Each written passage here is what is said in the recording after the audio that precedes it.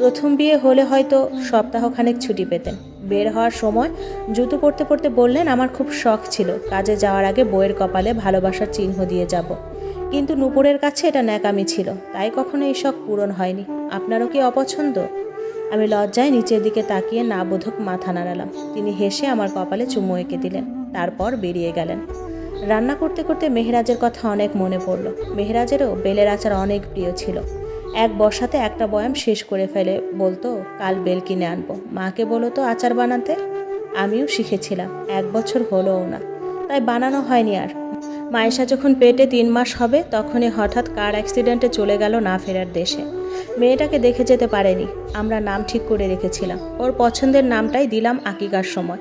কত ঝগড়া করেছিলাম নাম নিয়ে ওর সাথে, চোখ দিয়ে কয়েক ফোঁটা পানি গড়ালো। সেগুলো টুপ করে পড়ার আগেই ফোনটা বেজে উঠল। তাড়াতাড়ি গিয়ে দেখি ফারাবি কল দিয়েছেন। ধরতেই বললেন, কি করছেন? নাক টানছেন যে, কাটছিলেন নাকি? আমি নাকটা মুছে নিয়ে বললাম, পেঁয়াজ কাটছিলাম। ও, রান্না করবেন তাহলে? আমার মেয়ে কি করে?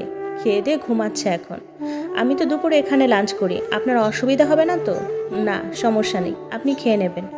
আপনিও কোনো ফাঁকিবাজি যাতে না করেন, খেয়ে তারপর কাজ থাকলে করবেন। আচ্ছা, রাখছি তাহলে। ফারাবি ফোন কেটে দিলেন। আমি রান্নাঘরে যেতে যেতে ভাবলাম, দুজন মানুষ কি করে একই হয়। রাত 8টায় বেল বাজলো। আমি মায়েশাকে কোলে নিয়ে টিভি দেখছিলাম। গিয়ে দরজা খুলে দেখলাম ফারাবি দাঁড়িয়ে আছেন, ঘেমে আছেন পুরোটা। আমি দরজা খুলতেই যেন হাঁফ ছেড়ে বাঁচলেন। সোফায় বসতেই ফ্যান ছেড়ে দিয়ে 1 গ্লাস পানি এনে দিলাম, সেটা খেয়ে ফ্রেশ হতে গেলেন। আমি সোফায় বসে আছি, তিনি ব্যাগ থেকে 5টা বকুললতা বের করে বললেন, আম্মুর কাছে শুনেছি আপনার নাকি বকুল পছন্দ, তাই আনলাম। সে একটা লতা গিয়ে মায়েশার হাতে লাগিয়ে দিয়ে বললেন, এটা আমার মেয়ের। বাকি 4টা লতা আমার খোপায় লাগিয়ে দিয়ে বললেন, আর এগুলো আমার মেয়ের আম্মুর। আমি লজ্জায় মুচকি হাসলাম। তিনি বললেন, লজ্জা পেলে আপনাকে দেখতে বেশ সুন্দর লাগে। 7 মাস চলছে আমাদের সংসারের। ফারাবি বেশ খেয়াল রাখেন, আমার টুকটাক ভালো লাগাগুলো তিনি বেশ গুরুত্ব দেন। আর মাইশা বলতে পাগল। মেয়েটাও বাবার কোলে কোলে ঘুরে বেড়ায় যতক্ষণ বাসায় থাকে। অফিসে গেলেই মেয়ের কি কান্না, এখন হাঁটতে পারে একটু আধটু।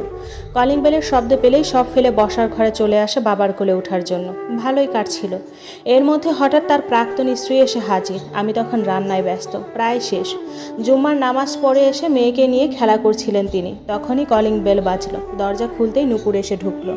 ফারাবি চুপ করে চেয়ে আছে তার দিকে। নূপুরকে বেশ বিধ্বস্ত লাগছে। ঢুকেই ফারাবির দিকে কাঁদো কাঁদো হয়ে এগিয়ে এসেছিল জড়িয়ে ধরার জন্য। তিনি মায়েশাকে কোলে নিয়ে 2 কদম পিছিয়ে গিয়ে বললেন, কেন এসেছো? একটু ঠাঁই পেতে এসেছি ফারু, দুঃখিত, এটা কোনো আশ্রয় কেন্দ্র নয়। প্লিজ ফারু, আমাকে ফিরিয়ে দিও না। রায়হানের সাথে বিয়ে হওয়ার পর বুঝেছি আমি কি হারিয়েছি।